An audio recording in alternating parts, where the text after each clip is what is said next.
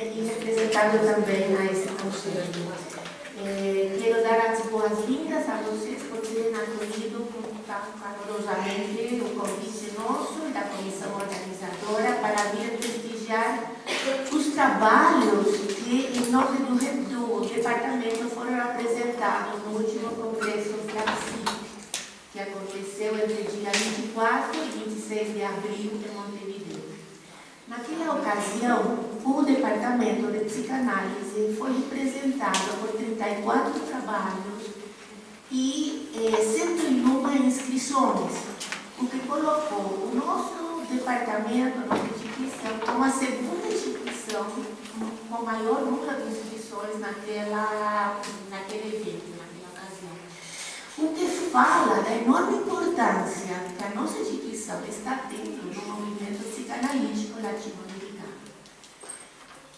Fora isso, quero também agradecer à comissão organizadora, que se empenhou muito para que esse evento acontecesse, ao Instituto Sede Sapiense e à nossa secretária, Cláudia da Mata, sem cujo apoio o sucesso que os últimos eventos têm tido não teria acontecido. Ela realmente tem se empenhado muito e tem tido um enorme esforço para que isso acontecesse.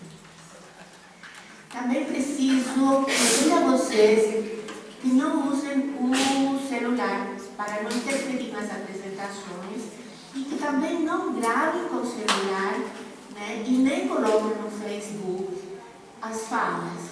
Elas serão gravadas como sempre tem acontecido nos eventos do SEDES, pelo Heron, e os vídeos estarão à disposição, né, na secretaria para quem precisar deles, e também entrando no site do departamento, no item Eventoteca. Fora isso, né, agradeço e passo a palavra para a Silvia Alonso, que como delegada do Congresso e como representante da comissão organizadora, dará abertura à decisão.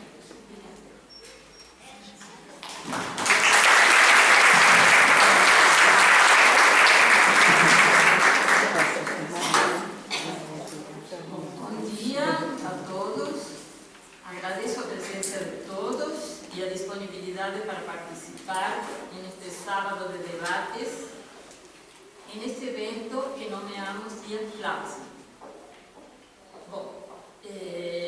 FLACSIC, Federação Latino-Americana de Associações de Psicoterapia Psicanalítica e Psicanálise, fundada em 1998 e que congrega associações diferentes de vários países de Latinoamérica.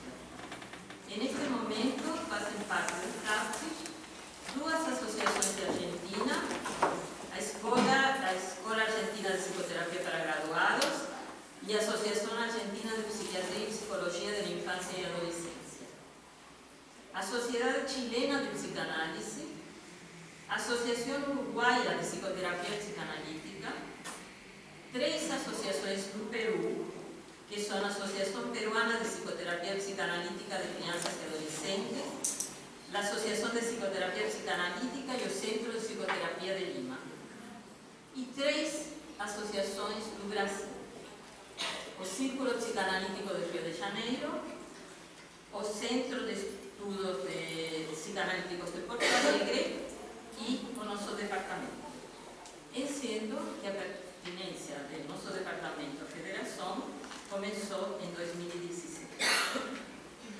O mais recente congresso de FLACSIC, o 10º congresso, se realizou em Montevideo, Uruguai, nos dias 24, 25 e 26 de maio deste ano. O congresso nomeado Figuras Atuais da Violência, Desafios à Psicanálise Latino-Americana. Podemos ler no texto de fundamentação do congresso o seguinte, abro aspas: a notável severidade com que se apresentam as violências em nosso continente e as suas consequências sobre a subjetividade nos orientou em escolha do tema.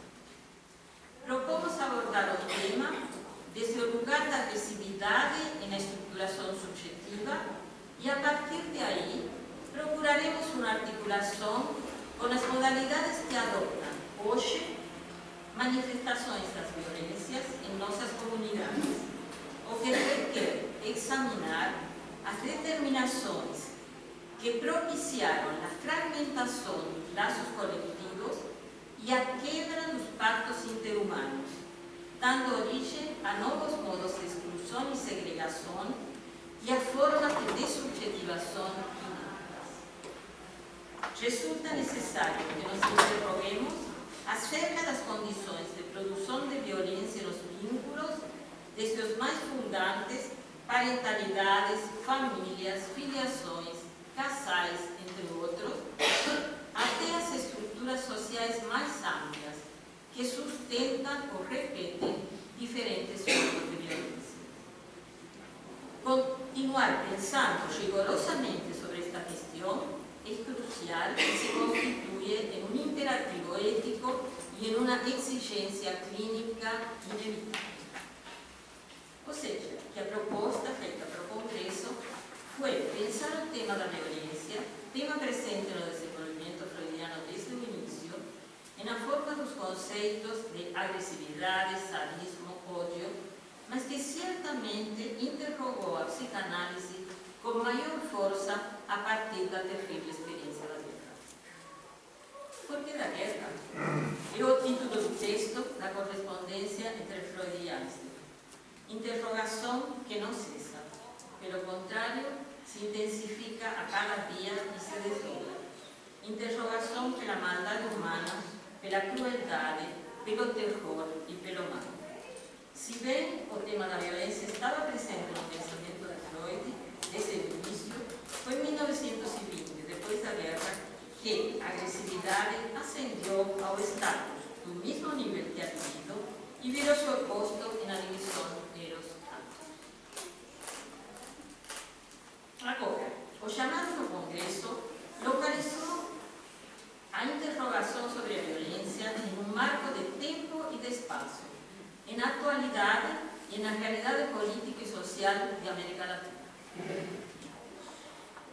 Perante o chamado Congresso, muitos colegas responderam e se engajaram com força em escrita de trabalhos. Foram apresentados 32 trabalhos de membros do departamento no Congresso e serão apresentados hoje aqui, neste evento, e colocados em debate. Se tantos colegas se mobilizaram para escrever, deve ser porque o Congresso e sua proposta temática apareceu como um espaço de acolhida das intensidades pulsantes no campo analítico no momento e agudizadas pelo momento social e político que estávamos vivendo. Intensidades que estavam na busca de palavra e de escuta, famintas de espaço para serem colocadas e de trocas que permitissem algum trabalho de elaboração do que está sendo um espaço no qual o pensamento fosse possível.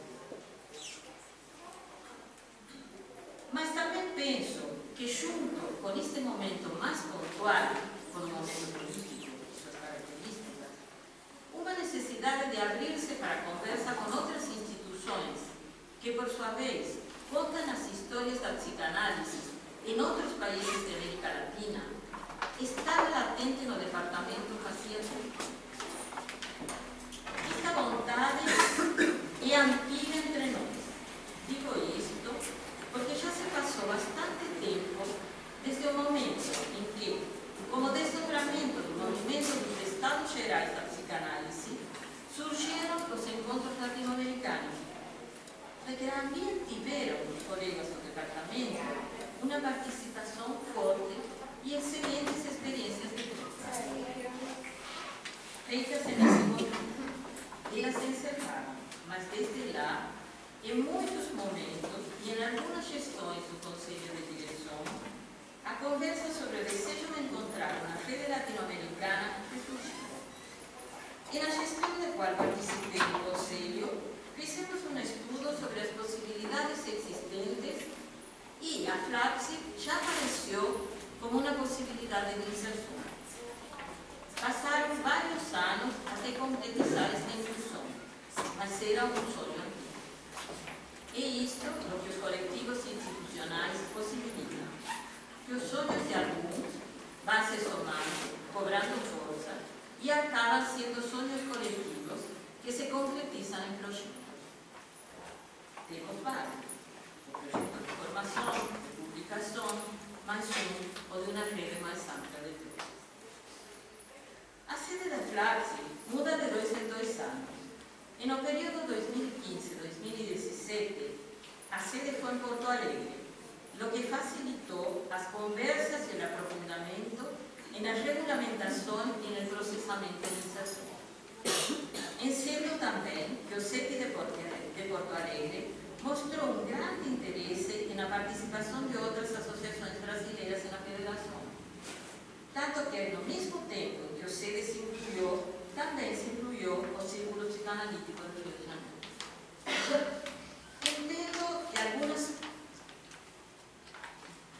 Entendo que alguns pontos nos fizeram decidir a participação especificamente nesta federação.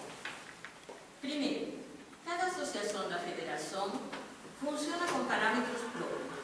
Não há imposição de critérios formativos nem organizativos que lhes sejam impostos às associações. Esta federação se mantém em um lugar de sustentação da rede de troca entre as associações. Troca que se realiza nos congressos bianuais, nos simpósios bianuais, através da publicação que é a revista virtual do Intercâmbio Psicanalíticos, e nos cursos virtuais que cada associação pode oferecer para todo o resto das associações, e nos eventos Flaxi e mesas Flaxi que ocorrem em todas as associações e que são divulgadas em todo o resto. Em segundo lugar, todas as associações federadas incluem uma multiplicidade de linhas de pensamento, ou seja, nenhuma delas se define como seguidora de uma linha teórica ou de uma escola. Terceiro, talvez o mais importante, todas elas sustentam uma psicanálise aberta à realidade social, política e cultural do seu entorno, ou seja, todas estão comprometidas com a realidade do seu tempo. Os temas escolhidos nos congressos bianuais são um excelente mostrador.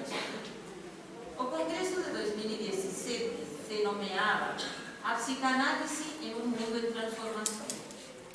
Bom, uma psicanálise que dialoga com seu tempo só pode ser uma psicanálise que se transforma, que se reformula, que se repensa a partir das interrogações que seu tempo levou.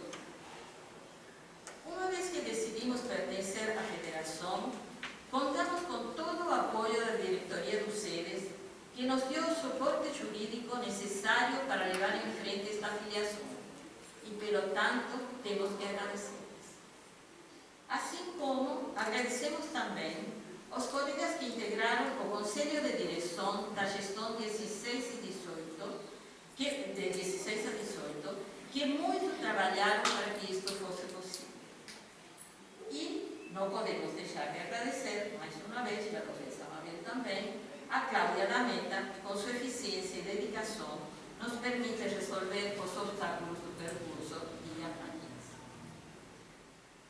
Como delegada do Departamento de Flaxi, trabalhei nos 2 primeiros anos anteriores junto a Roberta Pini e agora junto a Mara Celay, ambas articuladoras das relações externas e no Conselho de Direção do Departamento. E também do chamado Grupo de Apoio, com o qual se discutem e se processam todas as decisões sobre nossa participação. Este grupo de apoio está integrado neste momento por Helena Albuquerque, Daniele Breton, Mário Fuchs, as duas delegadas, a Mara Celay e eu, e Roberta Pini e a Cristina Herrera, que neste momento está de licença na função, mas vai voltar. O evento de hoje faz parte da sistemática de funcionamento do Flaxi, que no caminho e na intenção de incluir cada vez mais a federação e na vida cotidiana das associações que a constituem, depois do congresso, se retorna a cada associação e os trabalhos são, de alguma forma, reapresentados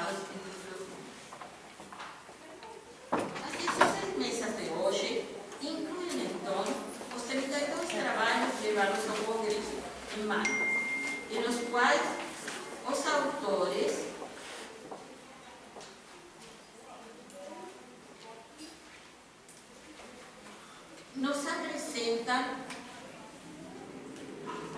en lo cual los autores en las mesas van a presentar trabajos que tematizan algunos, a violencia en la clínica, la transferencia y la contratransferencia en los procesos de análisis, los ataques o vínculos que favorecen las violencias narcisistas.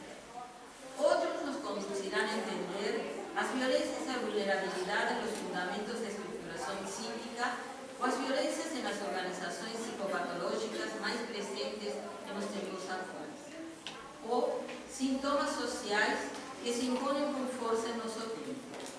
Otros nos conducirán a zonas fronterizas, donde los cruzamientos entre psicanálisis y política encuentran las violencias de Estado, las violencias sociales y sus efectos en la subjetividad, en las relaciones, en las instituciones, en los servicios de salud, donde las violencias traumáticas que la pérdida de personas o de territorio esfacelan las familias y desorganizan los equipos, o donde las violencias segregatorias acrescentan sufrimientos desnecesarios, donde las políticas neoliberales desmanchan los servicios de atendimiento de salud.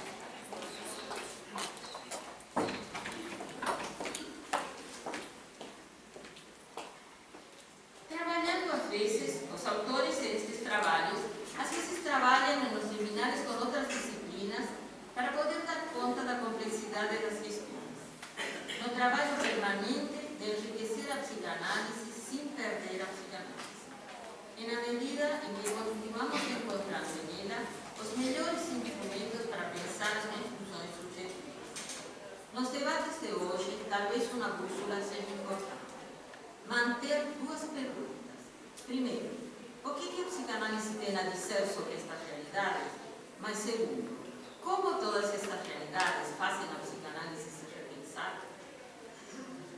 Os trabalhos dos autores se debatem também sobre como encontrar saídas possíveis para o sujeito frente às marcas da violência, seja pelos caminhos sublimatórios de uma análise, pelas aberturas criativas da arte, pelos processos de elaboração dos traumáticos, pela recuperação da memória histórica, pelo compartilhamento das histórias familiares e sociais distribuídas pelas situações traumáticas, pela recomposição das narrativas através das rivalidades e da construção de projetos. Em uma dessas mesas está incluído o texto de Flavia Klesch, Do Silêncio do Espírito, uma história de Belomont. Em cada congresso de Flavia acontece um concurso chamado Jorge Rosa, no qual os analistas de formação, no nosso caso, os alunos do curso de psicanálise, podem enviar trabalhos sobre o tema do congresso. E neste último, o concurso, que foi ganho por uma pessoa da UDEP, do Uruguai, Maria Vitória Patrón, mas Flávia, nossa colega, recebeu uma menção honrosa. E ela apresentará hoje também o seu trabalho para nós, de uma das mesas. Também em tradição de Flávia, que em cada congresso acontece uma peça de teatro. Desta vez, o infinito se passa no espaço do tempo. Esta peça de teatro está escrita especificamente para o congresso e na direção, também os atores são membros da federação.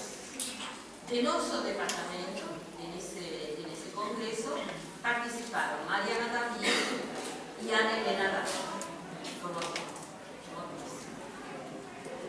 A experiência de participação no congresso de Montevideo foi, para todos os que participamos, muito interessante. Por um lado, foi um momento em que a potência do pensamento psicanalítico dos seres se expressou. E na multiplicidade dos trabalhos, e na qualidade das produções, e nos reconhecimentos que as outras associações demonstraram pelo nosso trabalho. Por outro lado, acho que foi um momento de fortalecimento dos vínculos entre os políticos. Às vezes acontece que o encontro com a familiar, e no âmbito conhecido e de compartilhamento cotidiano, ressalta os pontos mais oscuros das rivalidades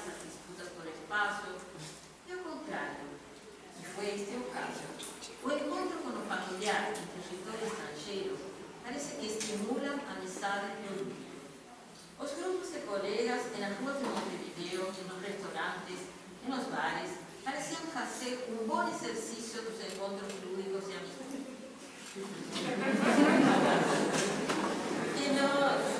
E no retorno, foi iniciativa do Boletim Online do Departamento registrar estas vivências e solicitaram para 4 colegas que tinham participado do congresso, Dedé Ribeiro, Ludmila Radkesi, Roberta Ventura e Pide Setúbal, que escribiesen cada uma crônica sobre o encontro. Estas crônicas foram publicadas no boletim número 50. E Silvia Nogueira teve a generosidade de editar alguns pedaços das mesmas, escolhidos junto às autoras, e que vamos mostrar agora para vocês.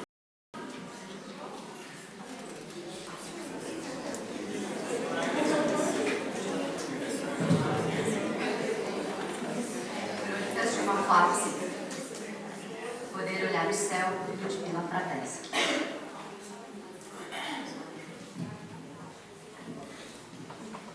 Em Montevidéu é possível ver o céu. Os prédios têm uma altura que permite vê-lo quase de qualquer lugar. O céu lá pode ser de um azul tão inacreditável que encanta. A gente fica ali, admirando por 1 ou 2 minutos, como se o tempo parasse, e depois volta ao plano horizontal de contato com a cidade, com uma oxigenação diferente do céu. A Ciudad Vieja, antiga e vazia, um pouco decadente, mas viva e acolhedora, parece ter um efeito parecido. Você está lá caminhando, de repente dobra uma rua e sente algo entre o déjà vu e o estranhamento. Depara-se com uma pausa, que é ao mesmo tempo muito curta e muito longa, no automatismo da vida urbana. E também no fluxo ininterrupto do pensamento que nos toma no dia a dia. Uma topada com uma escada gravitada com Torres Garcia, numa alameda cheia de árvores da parte mais nova da cidade, causou comigo o mesmo efeito. Passamos um domingo com cara de domingo, brincando que nem criança no almoço prolongado na rua, sem medo, sem filtro, com aquele rio que é mar, fazendo a vida inteira parecer sem paredes. Escrevo tudo isso porque, para mim, o 10º Congresso da FLAPSE, Figuras Atuais da Violência, foi uma pausa de 1000 compassos na violência dos últimos tempos. Peças que auxiliam a instalação e a manutenção da capacidade de estar só, necessária ao analista, como nos dizia Décio Barbuto. Ele reforçava que, sem tal capacidade, estar com o outro, como outro, é impossível. Eles, nós.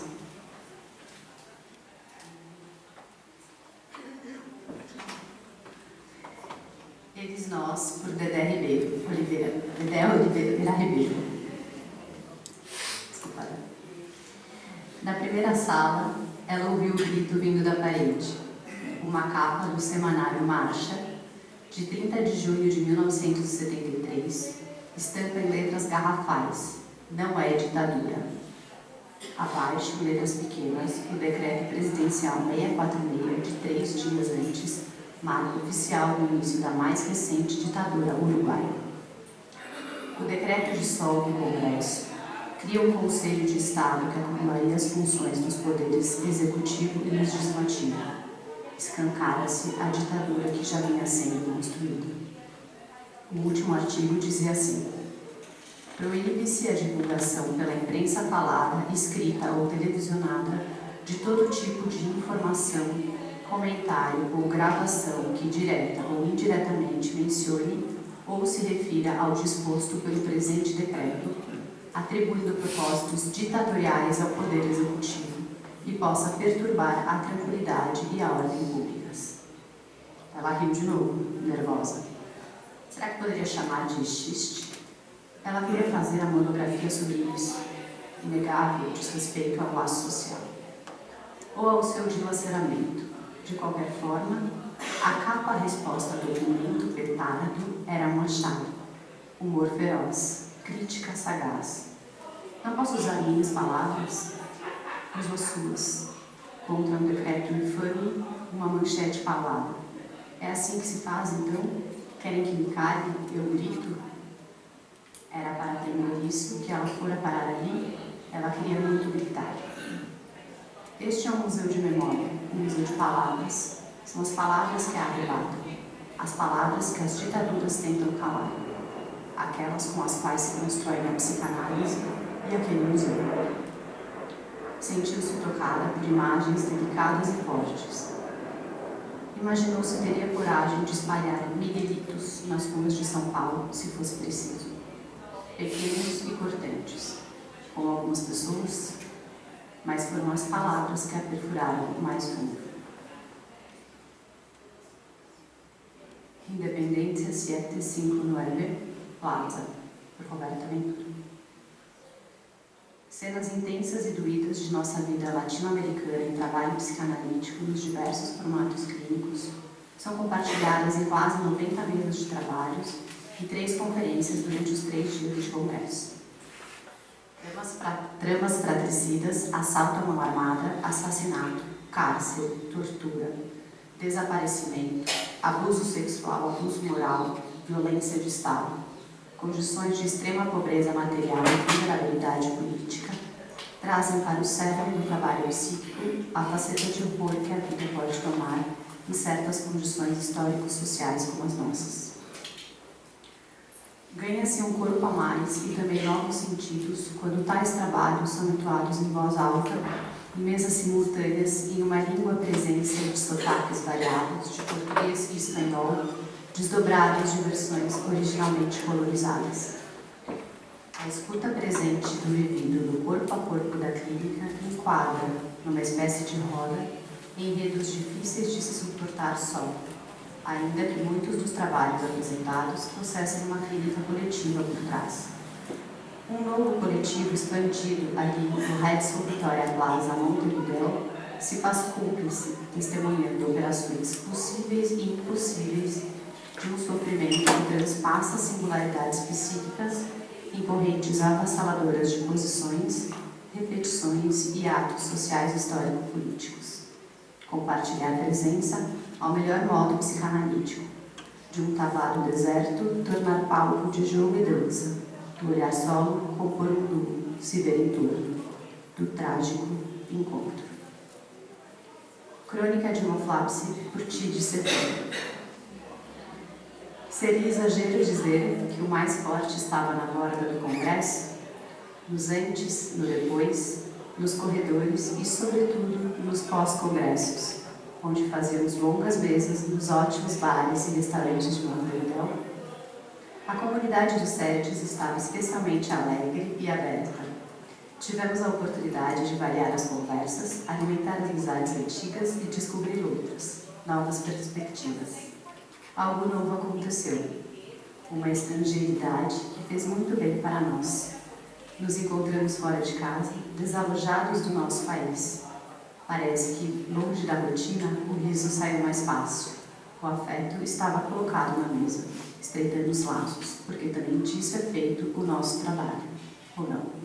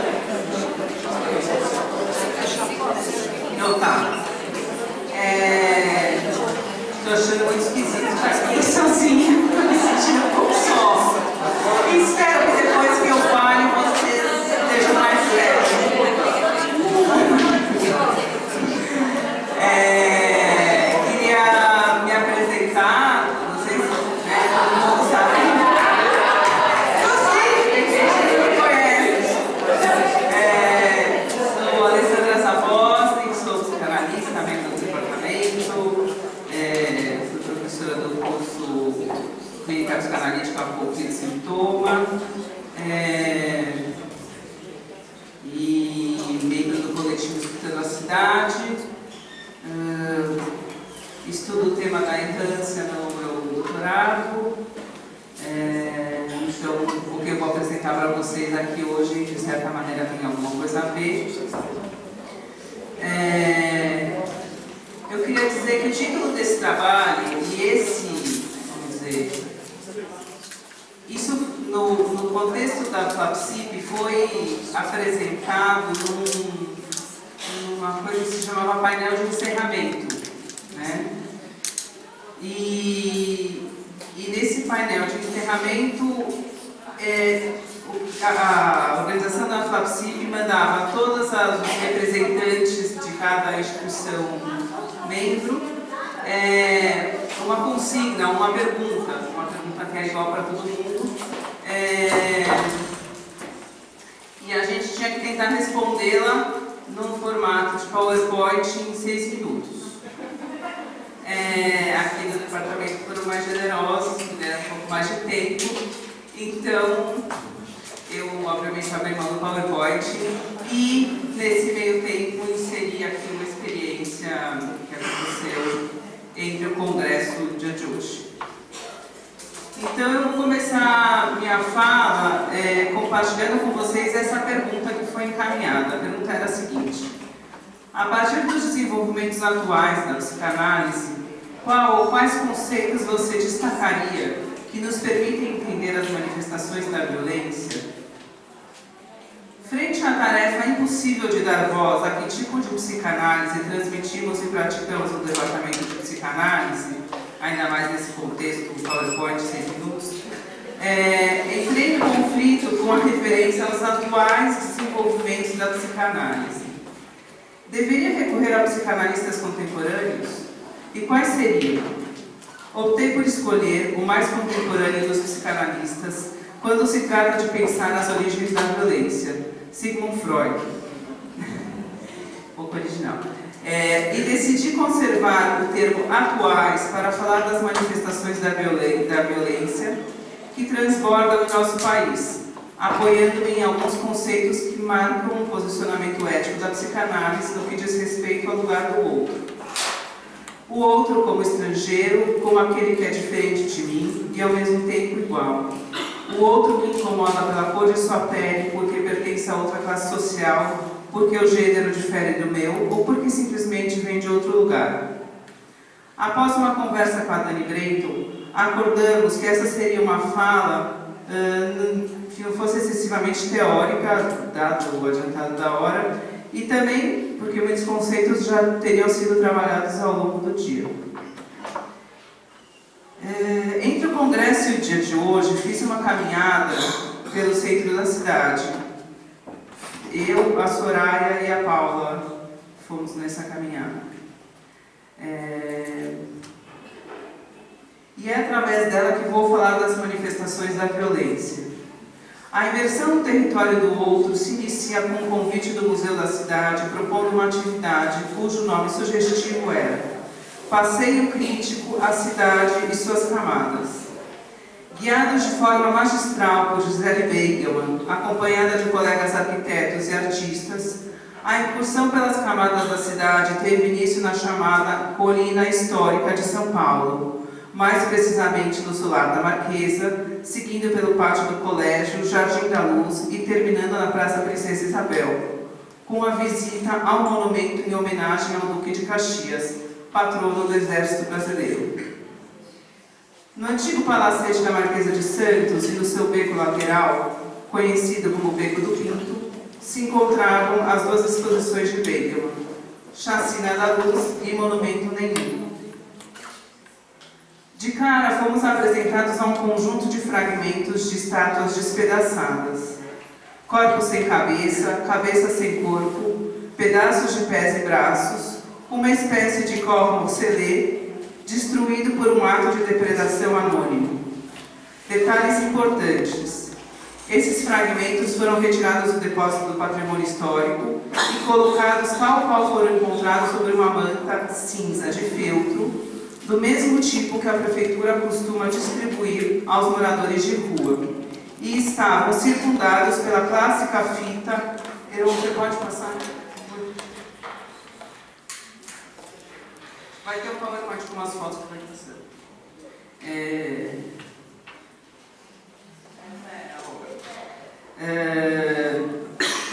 Estavam secundados pela clássica fita que se utiliza para delimitar a zona do crime. O nome da obra, Chacina da Luz, se deve ao fato de que as estátuas estavam originalmente localizadas ao redor do Jardim da Luz. Pode seguir. Passando ao Beco do Pinto, nos deparamos com bases e pedestais empilhados uns sobre outros.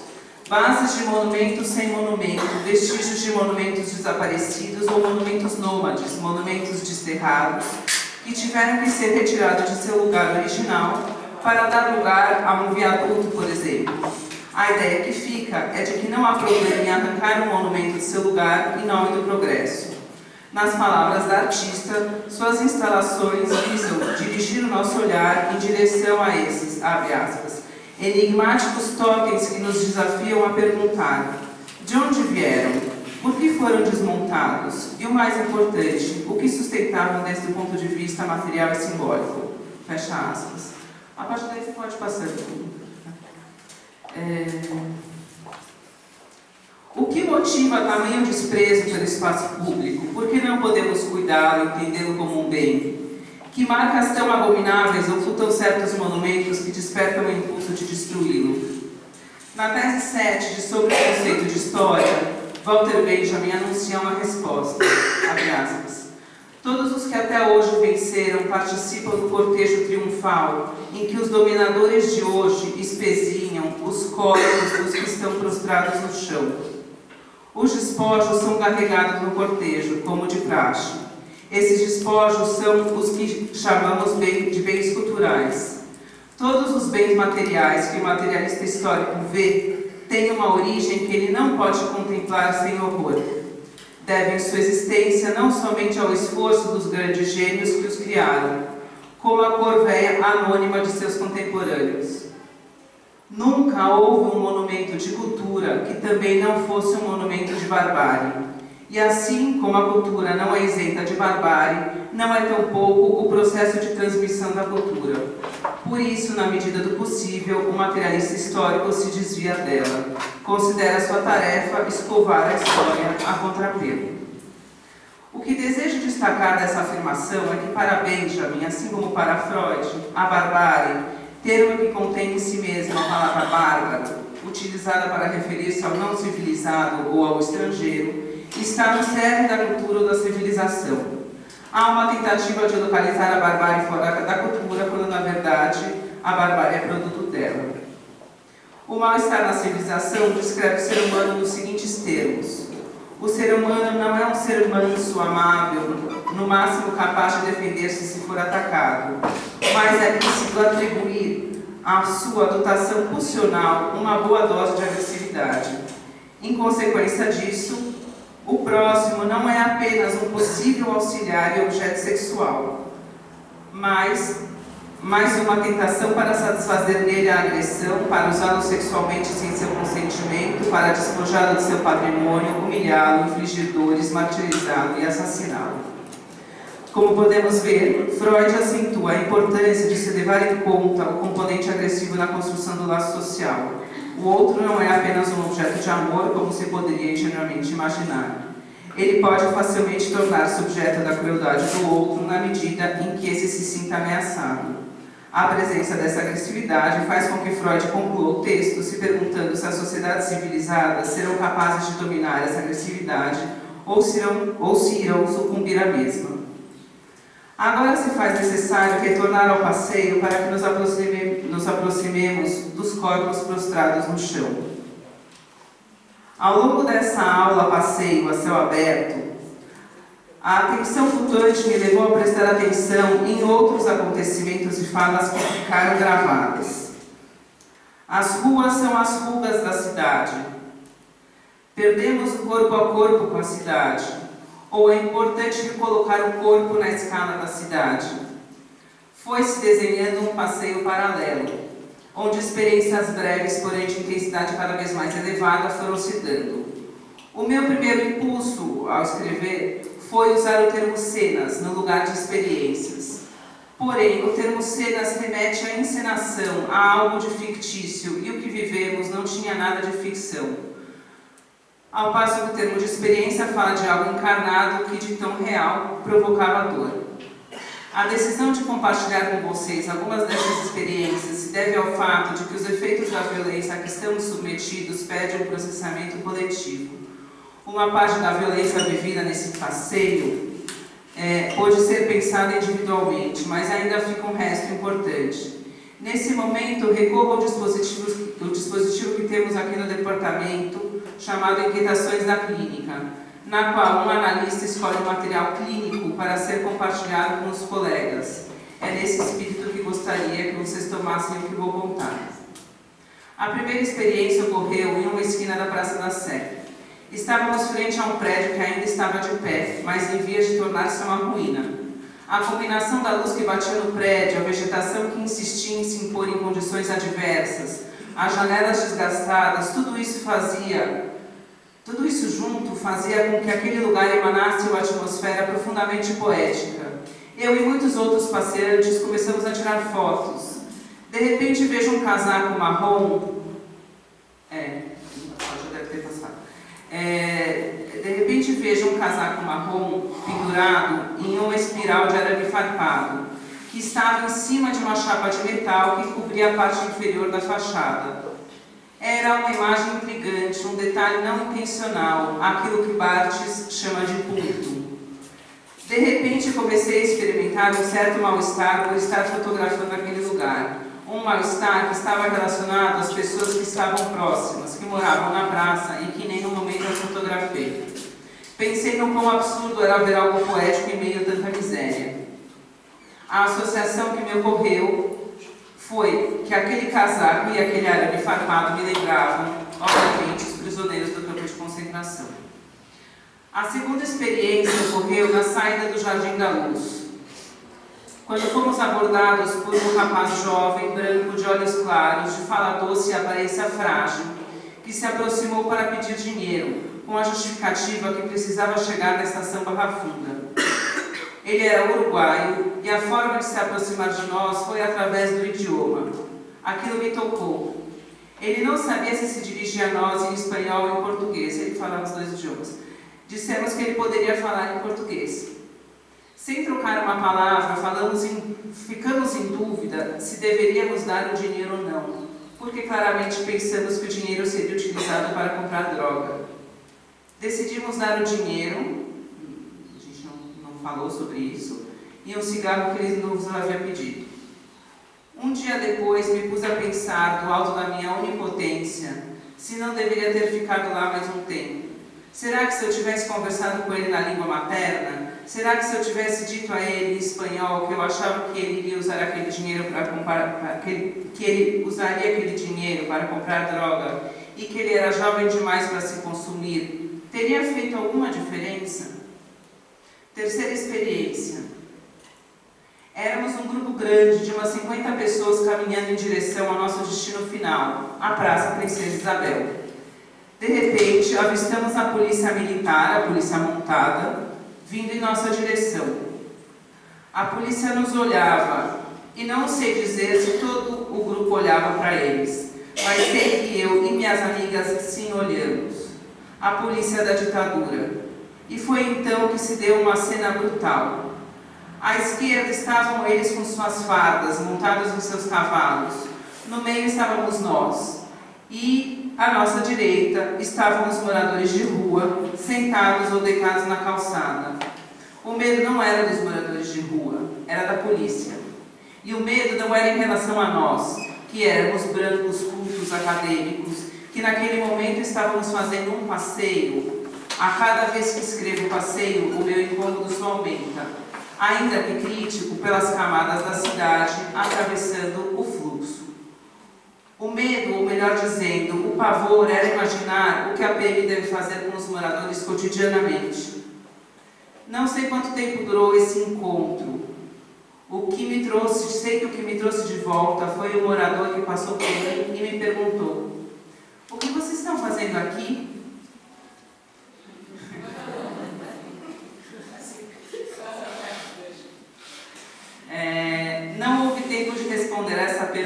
interpretação e interpelação, que poderia ser escutado em diferentes versões. O que vocês estão fazendo aqui? Ou o que vocês estão fazendo aqui? O que sei é que foi essa voz humana que, ao enunciar uma pergunta aparentemente simples, deixou evidente a distância que existisse entre nós, mas também algo de humanidade que nos unia. A quarta e a última experiência foi o retrato exato da citação de Benjamin que utilizei anteriormente. Estávamos na Praça Princesa Isabel, aquela que promulgou a Lei Áurea, lei que extinguiu a escravidão no Brasil. No centro dessa praça se encontra um monumento gigantesco que tem a altura de um prédio de 12 andares, onde se encontra o Duque de Caxias, sobre um cavalo. Uma das esculturas de cavalo mais altas do mundo é uma homenagem ao patrono do Exército Brasileiro, o pai da Polícia Montada.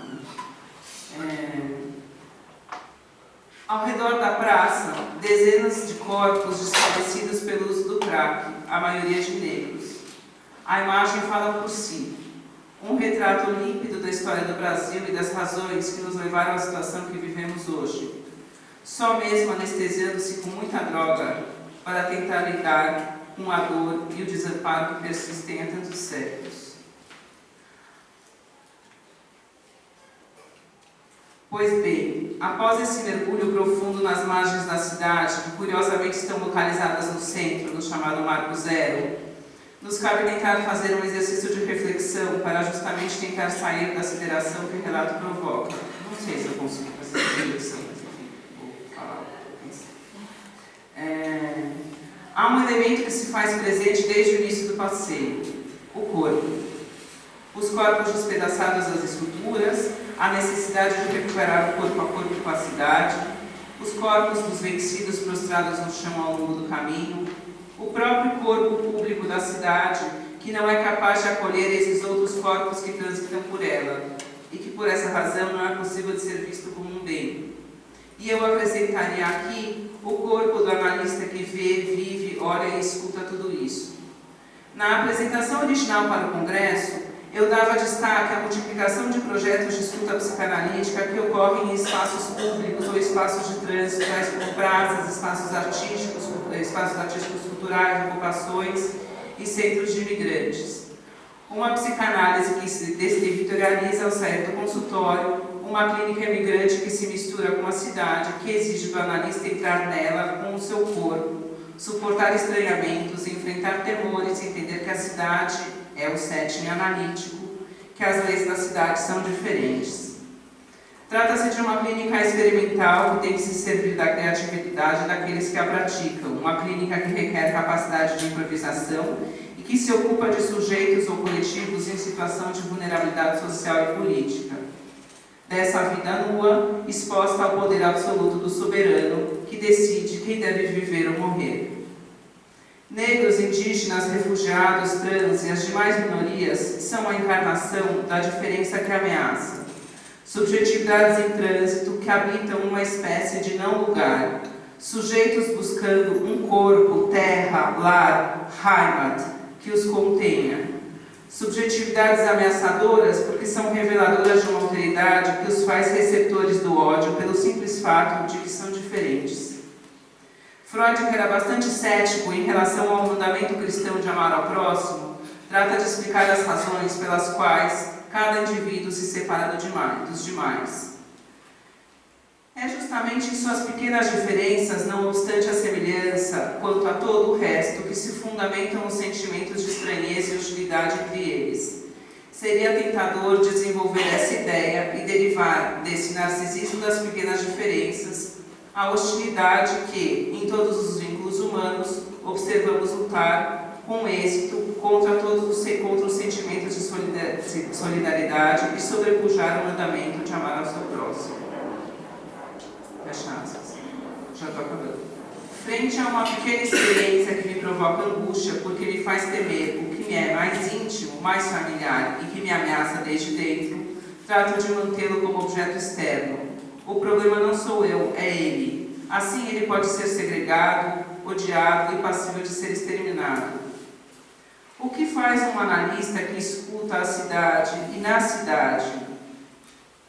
Ele se desloca pela cidade procurando escutar e oferecer em primeiro lugar, em se oferecer como primeiro lugar, como uma testemunha de formas de vida que são vividas provisoriamente, como que a espera, à beira, na borda de um futuro que não chega, vidas que nos parecem invisíveis, vidas vividas sob a condição de imensa indigência, destruição e precariedade. Ele aceita a precariedade, insiste em vê-la de perto, não como um voyeur que olha de fora, ou como alguém que está realizando uma ação assistencialista, senão como alguém que supõe que por trás dessas vidas precárias o que existe são sujeitos com histórias marcadas por sofrimentos e descaminhos, mas também por sonhos e desejos de vir a ser algo mais. Gostaria de concluir minha fala recuperando a importância do escrito O Homem e Moisés e a Religião Monoteísta, texto no qual Freud sustenta que Moisés, a figura central que acompanhou os hebreus na passagem de sua condição de escravos à condição de homens livres, era egípcio. O que equivale a dizer que não foi, o que equivale a dizer que foi, pelas mãos de um egípcio, ou dito de outra maneira, de um estrangeiro, que os hebreus adquiriram sua identidade como povo. A gênese de um coletivo, assim como a gênese do eu, estão atravessadas pela presença de um outro que é heterogêneo, de um outro que não sou eu. A razão pela qual esse texto adquire tanta importância na atualidade é porque o Moisés freudiano se localiza em oposição absoluta à ideologia racista do nazismo, servindo de apoio para que Freud desenvolvesse suas reflexões sobre a intolerância à alteridade como expressão da vontade de assegurar a coesão daquilo que é idêntico a si mesmo. Em tempos nos quais o ódio é banalizado e legitimado de forma cotidiana pelo suposto líder, eu também não concordo, Tixi, me chamando de presidente, de nossa nação, é imprescindível mantermos atentos, fortes e fiéis a algo que a psicanálise nos ensina e que Rimbaud ratifica: eu é outro.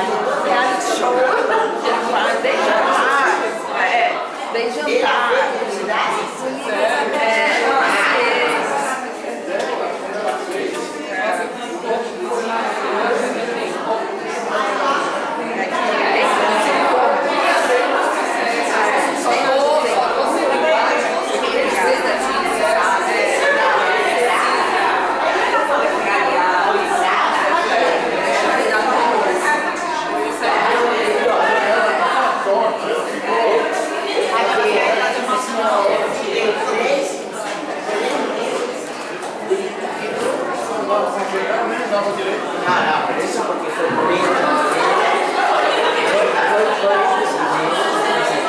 Sim, sim, sim. Que era mais grave.